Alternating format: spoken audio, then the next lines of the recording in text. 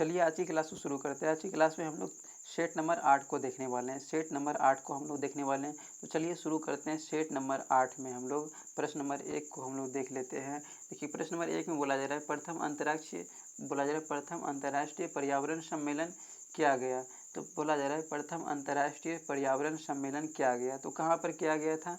ये स्कॉटहोम में किया गया था, स्कॉटहोम में। इसके बाद हम लोग प्रश्न नंबर 2 की बात कर लेते हैं। देखिए प्रश्न नंबर 2 में बोला जा रहा है पृथ्वी दिवस कब मनाया जाता है? पृथ्वी दिवस की हम लोग बात कर लेते हैं, कब मनाया जाता है? 22 अप्रैल को मनाया जाता है। इसके बाद हम लोग प्रश्न नंबर 3 की बात कर लेते हैं। बोला जा रहा है विश्व ओजोन संरक्षण दिवस किस तिथि को मनाया जाता है? विश्व ओजोन संरक्षण दिवस की हम लोग बात कर रहे हैं, किस तिथि को मनाया जाता है? 16 सितंबर को मनाया जाता है। विश्व ओजोन संरक्षण दिवस की हम लोग बात कर लेंगे, किस तिथि को मनाया जाता है? 16 सितंबर को मनाया जाता है। वहीं हम लोग प्रश्न नंबर 4 की बात कर लेते हैं। इसमें बोला जाए जैविक घटक का कौन भाग नहीं है? जैविक घटक का कौन भाग नहीं है, इसकी बात किया जा रहा है, तो कौन हो जाएगा? वायु हो जाएगा। इसके बाद हम लोग प्रश्न नंबर 5 की हम लोग बात कर लेते हैं। प्रश्न नंबर 5 में ओजोन परत को नष्ट कौन करता है? तो ओजोन परत को कौन नष्ट करता है? CFC यानी क्लोरोफ्लोरोकार्बन जो है ये ओजोन परत को नष्ट करता है। इसके बाद हम लोग प्रश्न नंबर 1 मिनट हम लोग क्या देख रहे थे? सेट नंबर 8 को देख रहे थे ना।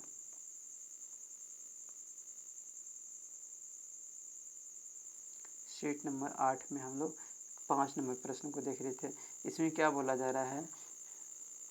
प्रश्न नंबर 5 की बात कर लेते हैं। इसमें बोला जाए ओजोन परत को नष्ट कौन करता है? ओजोन परत को कौन नष्ट करता है? CFC नष्ट करता है, क्लोरोफ्लोरोकार्बन नष्ट करता है। वहीं हम लोग प्रश्न नंबर 6 की बात कर लेते हैं। प्रश्न नंबर 6 में देखिए क्या बोला जा रहा है। प्रश्न नंबर 6 में प्रथम पृथ्वी सम्मेलन कहाँ पर की गई थी? प्रथम पृथ्वी सम्मेलन की बात कर लेंगे, रियो डी जेनेरियो में किया गया था। इसके बाद हम लोग प्रश्न नंबर 7 की बात कर लेते हैं। देखिए प्रश्न नंबर 7 में क्योटो सम्मेलन कब हुआ था?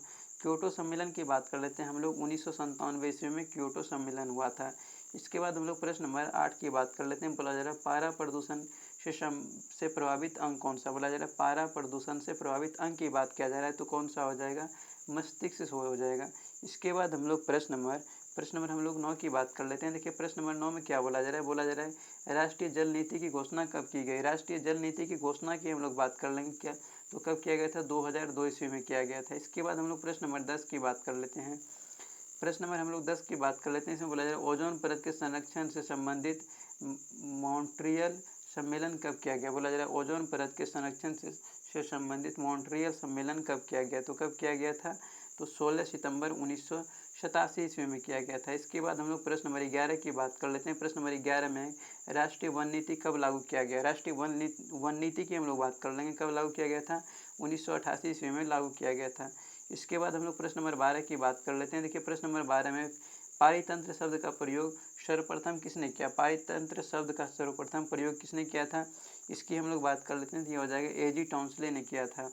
इसके बाद हम लोग प्रश्न नंबर 13 की बात कर लेते हैं। बोला जा रहा है भोपाल के यूनियन कार्बाइड फैक्ट्री में मिथाइल आइसोसाइनेट गैस का रिसाव कब हुआ था? भोपाल के यूनियन कार्बाइड फैक्ट्री में मिथाइल आइसोसाइनेट गैस का रिसाव की बात कर लेंगे। इस कब हुआ था, इसकी हम लोग बात कर लेते हैं। तो ये हुआ था 1984 ईस्वी में हुआ था। इसके बाद हम लोग प्रश्न नंबर 14 की बात कर लेते हैं। प्रश्न नंबर 14 में सर्वाधिक अस्थायी पारिस्थितिकी कौन है? सर्वाधिक अस्थायी पारिस्थितिकी की हम लोग बात कर लेंगे, तो कौन सा हो जाएगा? महासागर हो जाएगा। इसके बाद हम लोग प्रश्न नंबर 15 की बात कर लेते हैं। प्रश्न नंबर 15 में है जैव विविधता दिवस कब मनाई जाती है? जैव विविधता दिवस की हम लोग बात कर लेते हैं, 22 मई को मनाया जाता है। इसके बाद हम लोग प्रश्न नंबर 16 को देख लेते हैं। प्रश्न नंबर हम लोग कौन सा देख लेते हैं? तो प्रश्न नंबर हम लोग 16 को देख लेते हैं। देखिए प्रश्न नंबर 16 में बोला जा रहा है, प्रश्न नंबर 16 में कि पर्यावरण की कार्यात्मक इकाई क्या है? पर्यावरण की कार्यात्मक इकाई की हम लोग बात कर लेंगे, क्या हो जाएगा? पारितंत्र हो जाएगा। इसके बाद हम लोग प्रश्न नंबर 17 की हम लोग बात कर लेते हैं। प्रश्न नंबर 17 में नदियों में जल प्रदूषण की माप किसके माध्यम से की जाती है? नदियों में जल प्रदूषण की माप किसके माध्यम से की जाती है, इसकी हम लोग बात कर लेंगे। ये हो जाएगा ऑक्सीजन की घुली हुई मात्रा से, ऑक्सीजन की घुली हुई मात्रा। इसके बाद हम लोग प्रश्न नंबर 18 की हम लोग बात कर लेंगे। प्रश्न नंबर 18 में विश्व पर्यावरण दिवस कब मनाया जाता है? विश्व पर्यावरण दिवस की हम लोग बात कर लेंगे, कब मनाया जाता है? 5 जून को मनाया जाता है। इसके बाद हम लोग प्रश्न नंबर 19 की हम लोग बात कर लेते हैं। देखिए प्रश्न नंबर 19 में क्योटो प्रोटोकॉल कब से प्रभावी हुआ। बोला जा रहा है क्योटो प्रोटोकॉल कब से प्रभावी हुआ, हम लोग इसकी बात कर लेते हैं। तो कब से प्रभावी हुआ था, इसका सही आंसर हो जाएगा 2005 से प्रभावी हुआ था। इसके बाद हम लोग प्रश्न नंबर 20 की हम लोग बात कर लेते हैं। प्रश्न नंबर 20 में है पृथ्वी का औसत तापमान कितना है। पृथ्वी का औसत तापमान की हम लोग बात कर लेंगे, कितना हो जाएगा 14 डिग्री सेल्सियस हो जाएगा। इसके बाद हम लोग प्रश्न नंबर 21 की बात कर लेते हैं। देखिए प्रश्न नंबर 21 में एक निम्नलिखित में कौन ग्लोबल वार्मिंग को प्रभावित करने वाला मुख्य कारक है। तो निम्नलिखित में कौन ग्लोबल वार्मिंग को प्रभावित करने वाला मुख्य कारक है, इनकी हम लोग बात कर लेते हैं। तो कौन सा हो जाएगा CO2 हो जाएगा, यानी कार्बन डाइऑक्साइड हो जाएगा। इसके बाद हम लोग प्रश्न नंबर 22 की बात कर लेते हैं। तो किसमें प्रश्न नंबर 22 में बोला जा रहा है वायु प्रदूषण शीशा से प्रभावित अंग है। ये कौन सा अंग शीशा से प्रभावित होता है, इसकी हम लोग बात कर लेते हैं। तो उदर मतलब पेट जो है ये शीशा से प्रभावित अंग है। इसके बाद हम लोग प्रश्न नंबर 23 की बात कर लेते हैं। प्रश्न नंबर 23 में क्या बोला जा रहा है क्योटो सम्मेलन का मुख्य उद्देश्य क्या था। क्योटो सम्मेलन का मुख्य उद्देश्य की हम लोग बात बोला जा रहा है क्योटो सम्मेलन का मुख्य उद्देश्य की हम लोग बात कर रहे हैं। क्या हो जाएगा CO2 को गर्म करना हो जाएगा। क्योटो सम्मेलन का मुख्य उद्देश्य क्या है, CO2 को गर्म करना, मतलब कार्बन डाइऑक्साइड को गर्म करना। इसके बाद हम लोग प्रश्न नंबर 24 की बात कर लेते हैं।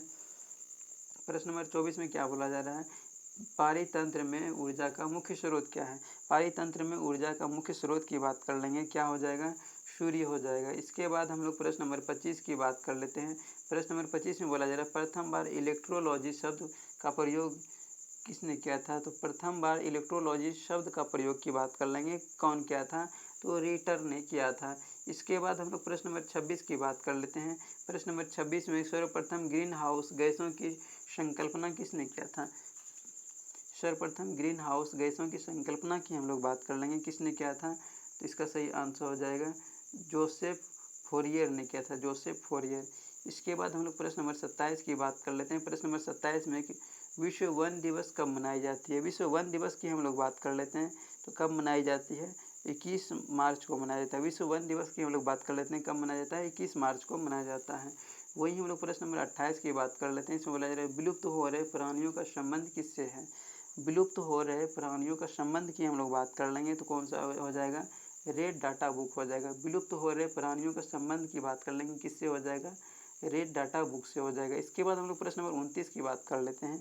प्रश्न नंबर 29 में बोला जा रहा है विश्व जल दिवस कब मनाई जाती है। तो विश्व जल दिवस की हम लोग बात कर रहे हैं, तो कौन सा कब मनाया जाता है, तो 22 मार्च को मनाया जाता है। विश्व जल दिवस कब मनाया जाता है, 22 मार्च को मनाया जाता है। इसके बाद हम लोग प्रश्न नंबर 30 की बात कर लेते हैं। इसके बाद हम लोग प्रश्न नंबर 30 की बात कर लेते हैं। देखिए प्रश्न नंबर 30 में बोला जा रहा है, प्रश्न नंबर 30 को हम लोग देख लेते हैं। इसमें बोला जा रहा है भारत सरकार ने पर्यावरण संरक्षण अधिनियम कब लागू किया। तो भारत सरकार ने पर्यावरण संरक्षण अधिनियम कब लागू किया था, इसकी हम लोग बात कर लें, तो 1986 ईस्वी में लागू किया गया था। भारत सरकार ने पर्यावरण संरक्षण अधिनियम कब लागू किया था, 1986 ईस्वी में लागू किया था। इसके बाद हम लोग प्रश्न नंबर 31 की बात कर लेते हैं। बोला जा रहा है विश्व पर्यावरण संरक्षण दिवस कब मनाया जाता है। तो विश्व पर्यावरण संरक्षण दिवस की बात कर लेंगे, कब मनाया जाता है, 26 नवंबर को मनाया जाता है। विश्व पर्यावरण संरक्षण दिवस 26 नवंबर को मनाया जाता है। इसके बाद हम लोग प्रश्न नंबर 32 की बात कर लेते हैं। बोला जा रहा है पर्यावरण संरक्षण के लिए कार्य करने वाली अंतर्राष्ट्रीय एजेंसी कौन है। बोला जा रहा है पर्यावरण संरक्षण के लिए कार्य करने वाली अंतर्राष्ट्रीय एजेंसी बोला जा रहा है कौन सी है, तो इसकी हम लोग बात कर लेंगे, तो कौन सा हो जाएगा ग्रीन पीस हो जाएगा, ग्रीन पीस। इसके बाद हम लोग प्रश्न नंबर 33 की बात कर लेते हैं। प्रश्न नंबर 33 में बोला जा रहा है राष्ट्रीय पर्यावरण अनुसंधान केंद्र कहाँ स्थित है।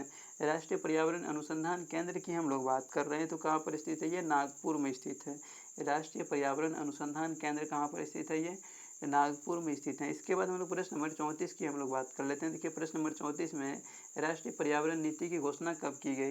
राष्ट्रीय पर्यावरण नीति की घोषणा की हम लोग बात कर लेंगे। बोला जा रहा है कब किया गया था, तो ये 2004 ईस्वी में किया गया था। राष्ट्रीय पर्यावरण नीति की घोषणा 2004 ईस्वी में किया गया था। वहीं हम लोग प्रश्न नंबर 35 की बात कर लेते हैं। इसमें बोला जा रहा है पारिस्थितिकी विज्ञान केंद्र कहाँ स्थित है। तो पारिस्थितिकी विज्ञान केंद्र की हम लोग बात कर रहे हैं, तो कहाँ पर स्थित है, ये बेंगलुरु में स्थित है। इसके बाद हम लोग प्रश्न नंबर 36 की बात कर लेते हैं। देखिए इसमें बोला जा रहा है संगमरमर से निर्मित ऐतिहासिक इमारतों को सबसे अधिक हानि कौन पहुँचाता है। बोला जा रहा है संगमरमर से निर्मित ऐतिहासिक इमारतों को सबसे अधिक हानि कौन पहुँचाता है, इसकी हम लोग बात कर लेते हैं। तो ये हो जाएगा SO2 हो जाएगा, सल्फर डाइऑक्साइड हो जाएगा। इसके बाद हम लोग प्रश्न नंबर 37 को देख लेते हैं। प्रश्न नंबर 37 में है कि अपघटक के अंतर्गत कौन आते हैं। तो अपघटक के अंतर्गत की बात कर लेंगे तो ए और बी दोनों हो जाएगा, मतलब कवक और जीवाणु जो है दोनों अपघटक के अंतर्गत आता है। कवक और जीवाणु की बात कर लेंगे, दोनों का दोनों अपघटक के अंतर्गत ही आता है। इसके बाद हम लोग प्रश्न नंबर 38 की हम लोग बात कर लेते हैं।